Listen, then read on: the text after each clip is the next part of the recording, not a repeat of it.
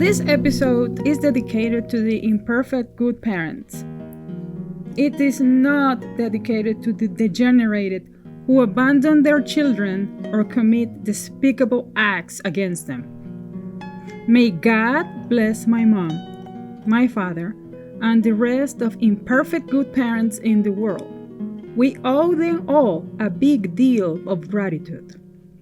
I will start this episode 3 describing the relationship between my parents and me.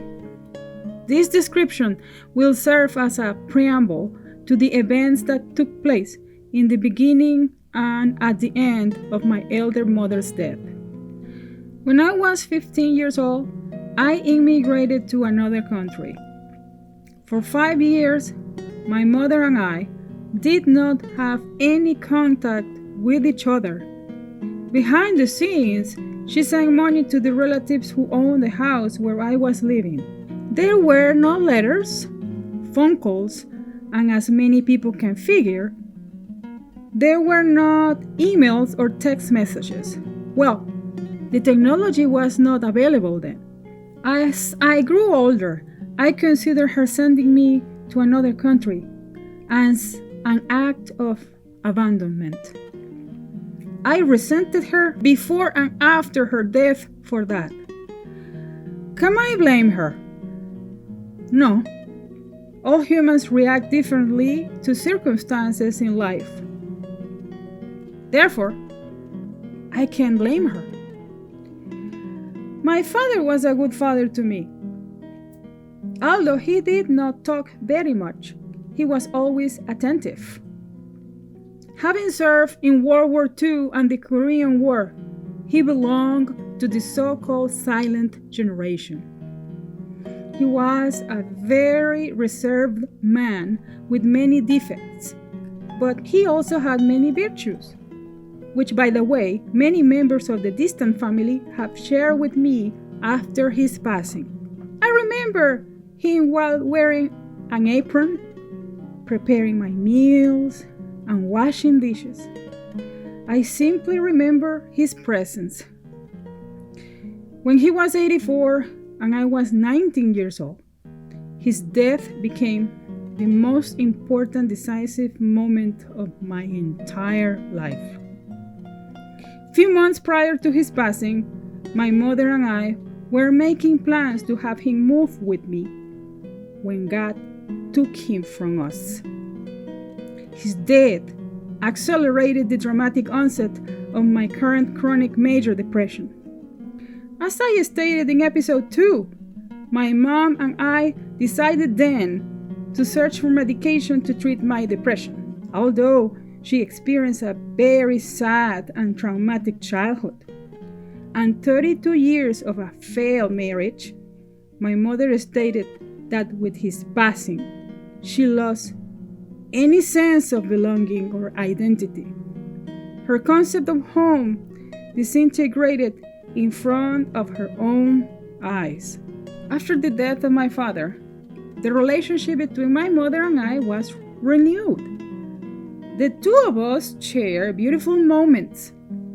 We collaborated in the theater, sang together in National Symphonic Choir, shared little meals with ingredients bought from little convenience stores near our house, got drunk drinking sake, wine coolers, or any other cheap wine, and watched soap operas.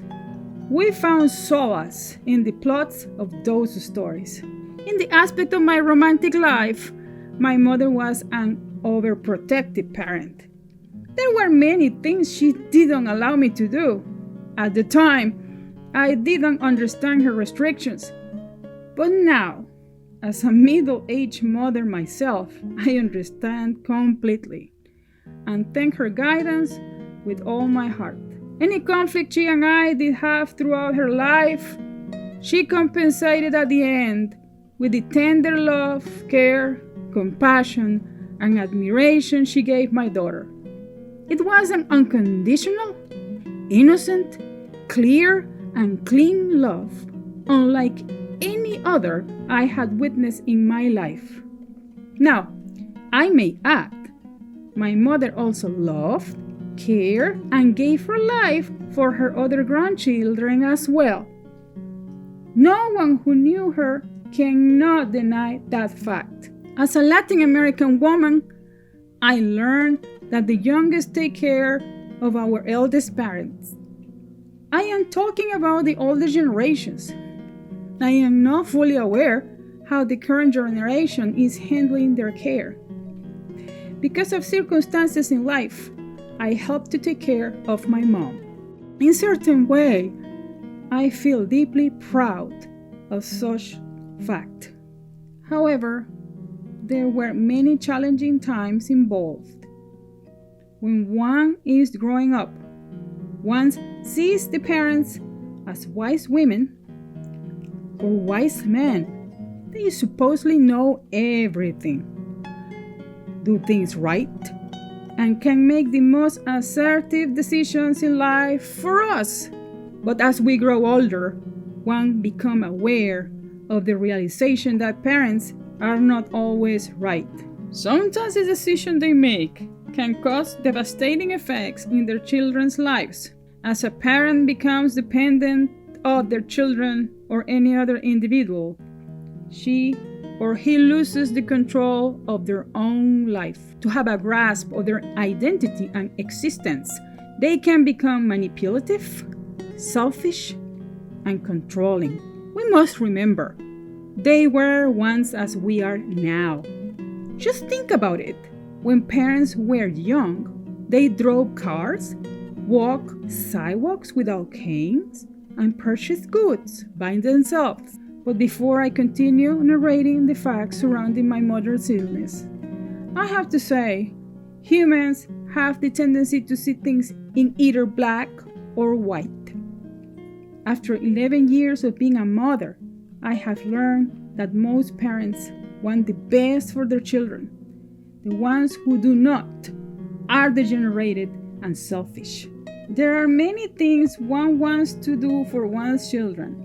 However, because one's limited emotional and mental capacity, one cannot do all.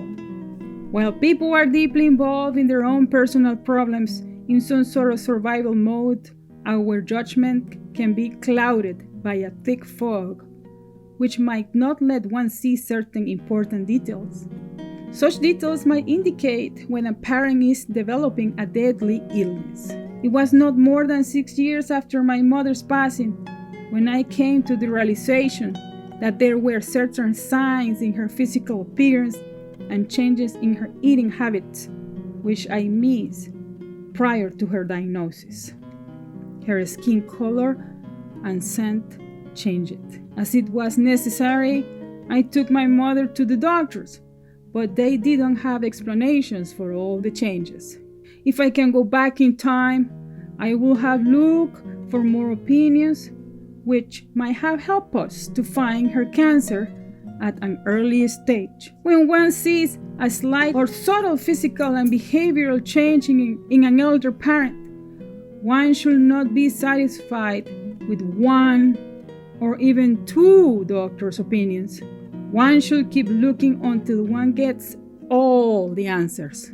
It is natural to believe parents will remain with us for eternity. One sees one's parents healthy, with the full use of their capabilities. They do behave normally. Well, one can get used to see them sitting, riding, shopping, and visiting an amusement park with us.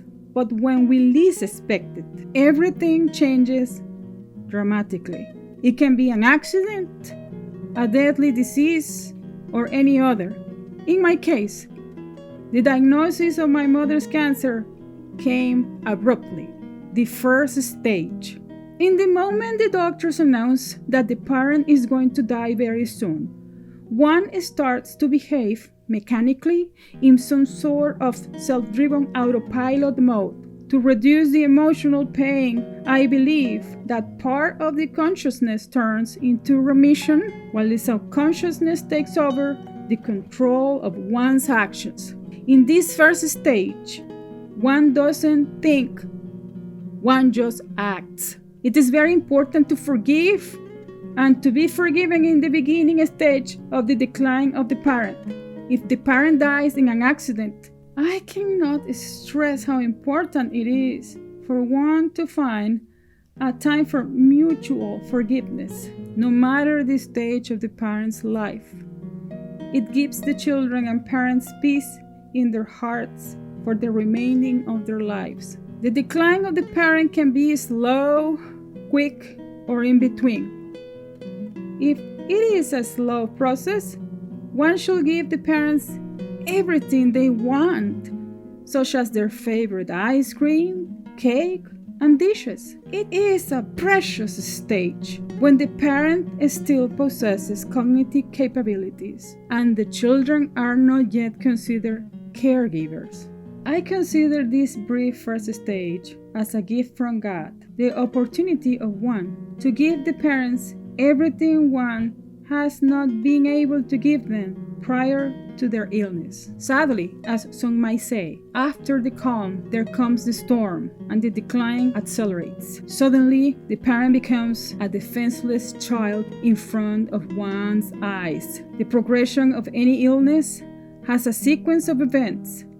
At the beginning, although the parents might need help to rise from a couch, they might still walk without help or with a walker. But little by little, they can't walk anymore, and their organs start shutting down one by one in a matter of days.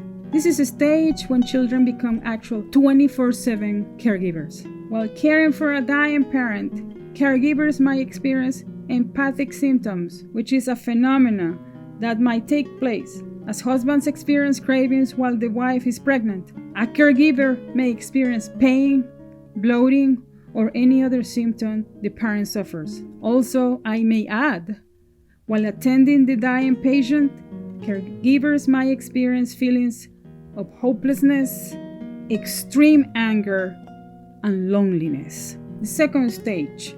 Although the dying parent no longer walks, it is possible the parent possesses the cognitive abilities at the second stage. If the parent is in the hospital, maybe at this time, the medical professionals might recommend transitioning from standard to hospice care. It is at this time when the caregiver should consider accepting help from others, such as friends, church, and family members. In the last days of the parent, one doesn't have all the required mental capabilities to arrange legal matters, like a will preparation, putting in order bank accounts, property deeds, or Social Security bureaucratic paperwork. Maybe other members of the family can help dealing with lawyers in the matters that involve power of attorney and insurance policies. While the hospice paperwork might be arranged by the hospital's staff, the hospice case managers help to take over the patient's care. The hospice employees, such as nurses, medical workers, doctors, and social workers, among other professionals, monitor the well-being of the dying parent until the last day. Some hospices are partially supported by government federal funds or charitable donations. They help to provide the equipment and furniture such as hospital beds, wheelchairs, oxygen tanks, portable potty, and any other equipment necessary to preserve the dignity and respect of the dying parent patient while they are in their own home. In addition, hospice professionals assist the caregiver with changing the parent's bed sheets, sponge baths, and more importantly, helping change their clothes. In order to change a patient's soiled clothes for fresh, the caregiver might need extra help to roll the parents sideways. Hospices also provide family with meals, monitor the morphine or any other narcotic that must be administered to the patient. After all, the ultimate goal when dealing with dying humans is to help reducing their amount of pain and give them the best quality of life possible for the remaining days in the material realm. The third and last stage. When parents are close to their final days, which is the third and the last stage, they start sleeping most of the day while mumbling unrecognizable words. Instead of sleeping at night, They might talk with relatives who passed earlier in life. Their behavior becomes more erratic at this point.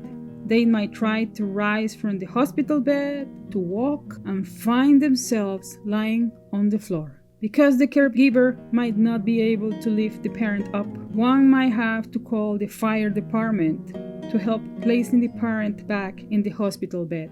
Ultimately, the dying parent stops talking, doesn't open their eyes anymore, and more importantly, the breathing pattern becomes faster.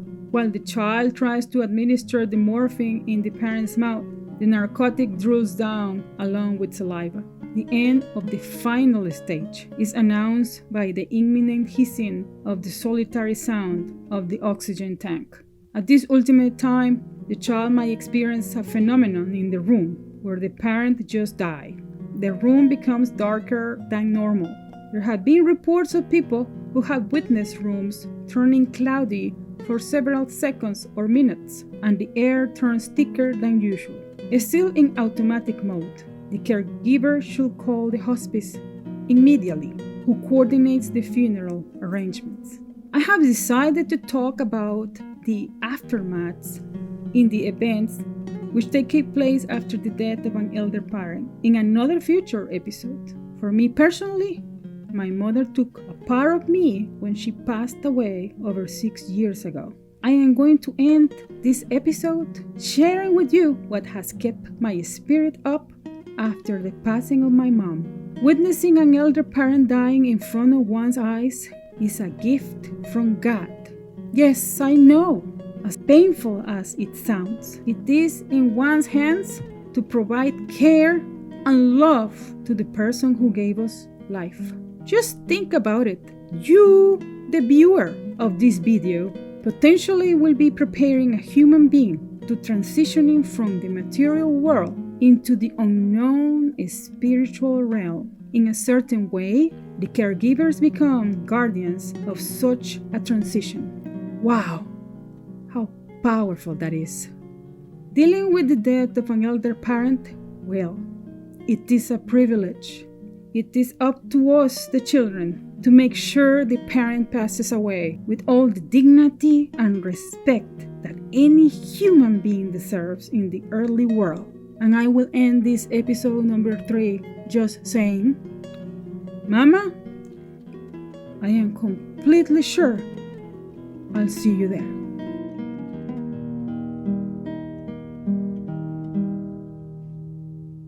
Trust me and have faith. And remember that with God, everything is possible.